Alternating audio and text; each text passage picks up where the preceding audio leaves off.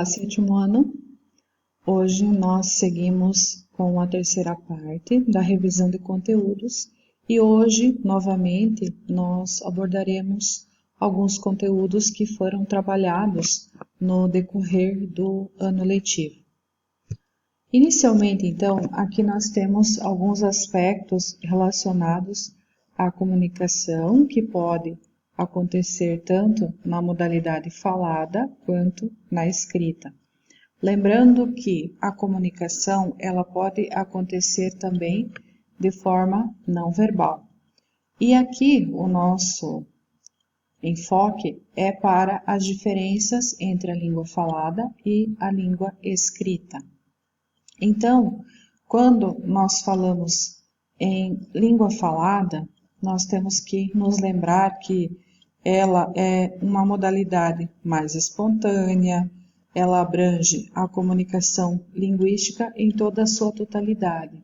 Então, além de nós utilizarmos a fala, ou seja, as palavras, nós também contamos com o tom de voz, nós podemos utilizar mímicas, podemos também utilizar a expressão facial, enfim, nós temos vários outros artifícios que nós podemos utilizar para ajudar a transmitir a mensagem que nós queremos.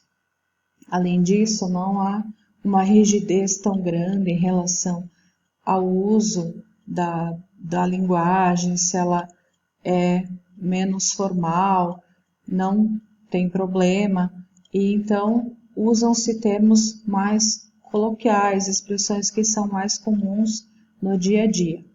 Ao passo que na língua escrita, nós não temos apenas a representação da língua falada, mas sim um sistema mais disciplinado, mais rígido, que nós contamos com vários recursos que precisam ser observados. Além disso, também, nós não podemos contar com o jogo fisionômico, as mímicas, o tom de voz do falante. Então, quando nós temos a modalidade falada, se nós estamos expressando uma pergunta, se nós estamos afirmando, isso fica perceptível pelo tom da nossa voz. Agora, quando se trata da língua escrita, nós temos que demonstrar isso através dos sinais de pontuação. Então, é um sistema muito mais rigoroso, mais disciplinado e que nós precisamos, então, observar no momento em que nós utilizamos a língua escrita. Além de que a mensagem que nós queremos transmitir, ela precisa ser muito clara, ela precisa ser objetiva. Então, aqui nós temos a comparação entre um texto oral e um texto escrito. Bom, primeiro resolvi fazer medicina porque eu já estava em biologia, né? Eu acho que foi assim, mais assim por acomodação.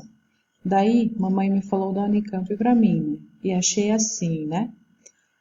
Mamãe falou que tinha bastante campo científico e tal, pesquisa, e aí eu fiquei interessada. E a engenharia de alimentos era um campo assim ainda não desenvolvido, e eu estava afim de ver como era, né? Eu não gostei. O texto escrito, pela primeira vez optei por medicina, por mera acomodação, pois já estava no curso de biologia. Antes de optar pela segunda vez, já que na primeira não havia entrado, ouvi falar de curso novo da Unicamp, um curso interdisciplinar que daria margem à pesquisa e eu me interessei, mas não gostei do curso e resolvi desistir. Então aqui nós temos a comparação. Em termos de mensagem que esse texto está apresentando, não percebe-se uma mudança, uma diferença, melhor dizendo, em relação à mensagem, mas sim o texto oral ele tem gírias, ele tem expressões que são coloquiais, enquanto que o segundo texto escrito já há um rigor maior em relação à forma como esse texto foi elaborado. Então já tem um cuidado muito diferente em relação até mesmo ao uso dos termos, não tem repetições, não tem gírias e nem expressões coloquiais. Então, nós temos essa diferença entre essas duas modalidades. Um outro aspecto bastante importante também é em relação à acentuação gráfica, e ressalto aqui a importância do acento, quando a palavra, então, ela recebe o acento, e aqui a gente tem a diferença entre algumas palavras: camelo e camelô, sabiá, sabia, baba, babá, paz, país, bebê, bebe, carnê e carne. Então, aqui para a gente lembrar que um acento, ele faz sim toda a diferença no sentido da palavra. E para que nós possamos então nos lembrar em relação à acentuação gráfica, nós temos algumas regras, nós temos algumas informações que precisam ser levadas em conta. Primeiro, as palavras, de acordo com a posição da sílaba tônica, ou seja, a posição que se sobressai na pronúncia, nós temos três possibilidades: as oxítonas, que são aquelas que possuem a última sílaba tônica, as paroxítonas, que possuem a penúltima sílaba tônica, e as proparoxítonas, que possuem a antepenúltima sílaba tônica. E as oxítonas, então, quais é que são acentuadas? Aquelas que terminam em a, as, e, es, o, os, e ens. Então, nós temos aqui os exemplos: Amapá, babás, até, você, escapou, paletós, também, armazéns. E os ditongos abertos terminados em ei, eis, el, els, oi e ois. Lembrando que ditongos é quando nós temos a composição com duas vogais juntas, na mesma sílaba. Então, nós temos anéis, chapéu, chapéus, herói, heróis. As paroxítonas. Então, de acordo com a reforma ortográfica, não se acentuam os ditongos abertos e oi nas palavras paroxítonas: assembleia, ideia, boia e heróico. Porém, as paroxítonas que terminam em L, N, R, X, an, ans, ão, ãos, i, is, ei, eis, uns, us e ps são acentuadas. Então, aqui nós temos os exemplos: dócil, hífen, açúcar, ônix, ímã, ímãs, órfão, órfãos, júri, júris, jockey, jockeys, álbum, álbuns, vírus e bíceps. Em relação também às proparoxítonas, quando trata-se do grupo das palavras proparoxítonas, todas elas são acentuadas. Então, não existe aqui uma regra de terminação, assim como nas paroxítonas ou nas oxítonas. Mas a regra determina que todas as palavras que são proparoxítonas precisam ser acentuadas: lâmpada, cédula, público, música e tantas outras palavras. Um outro aspecto que nós também abordamos no decorrer do nosso ano foi em relação à frase, à oração e ao período.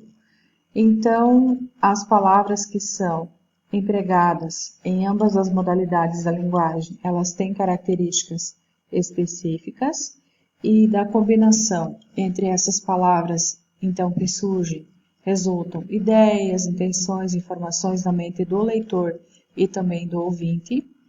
Um texto, quando ele é bem construído, ele forma um todo significativo formado de partes menores, que nós chamamos de unidades significativas. Então, todo texto, ele é organizado a partir da junção, da organização de pequenas partes, que são as palavras que assim vão compondo frases, vão ocupando períodos e, consequentemente, parágrafos e textos. Então, nós temos três unidades textuais básicas, que são a frase, o período e também a oração. Então, aqui lembrando, a frase é todo enunciado linguístico, que pode ser uma palavra ou um conjunto de palavras, que possuem sentido completo. Então, aqui nós não estamos tratando de extensão, mas sim se é um enunciado que seja capaz de comunicar, que tenha sentido, ele é considerado então como uma frase. Ele independe então da extensão, deve terminar com pausa bem definida que é expressa por um dos sinais de pontuação, que é o ponto final, ponto de exclamação, ponto de interrogação ou as reticências. Então, aqui nós temos o exemplo: final de ano, início de tormento e a frase fogo. Lembrando que a frase ela pode ser constituída sem verbo ou também com o verbo.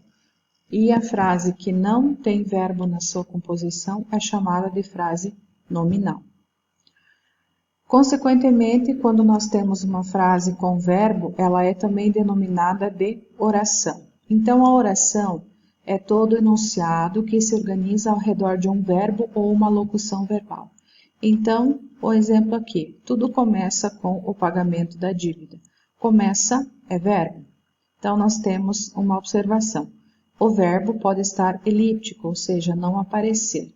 O filme fez tanto sucesso quanto fez a novela. Então, aqui o fez ele está elíptico. O filme fez tanto sucesso quanto a novela. O período é a frase que é organizada em uma, duas ou três orações.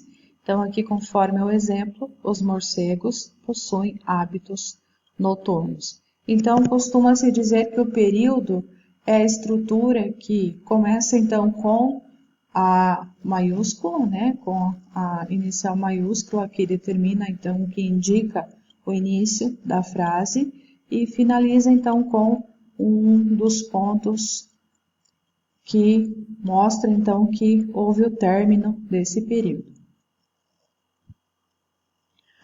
O período, então, ele se divide em dois grupos, que são o período simples, que é aquele que é formado por uma única oração ou apenas uma locução verbal.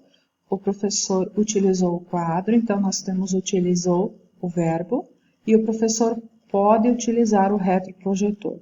Então, pode utilizar, constitui-se como uma locução verbal. Composto, que é formado, então, por mais de uma oração. O número de verbos é igual ao número de orações. Então, o que determina a quantidade de verbos em uma estrutura é a quantidade de orações ou locuções verbais. O exemplo, espero que os homens respeitem a natureza. Então, nós temos espero e respeitem, que são dois verbos, consequentemente, nós temos aqui duas orações que compõem esse período composto. E a tarefa da aula de hoje, vocês deverão então no caderno escrever com as palavras de vocês os principais aspectos que foram abordados durante a nossa aula de hoje.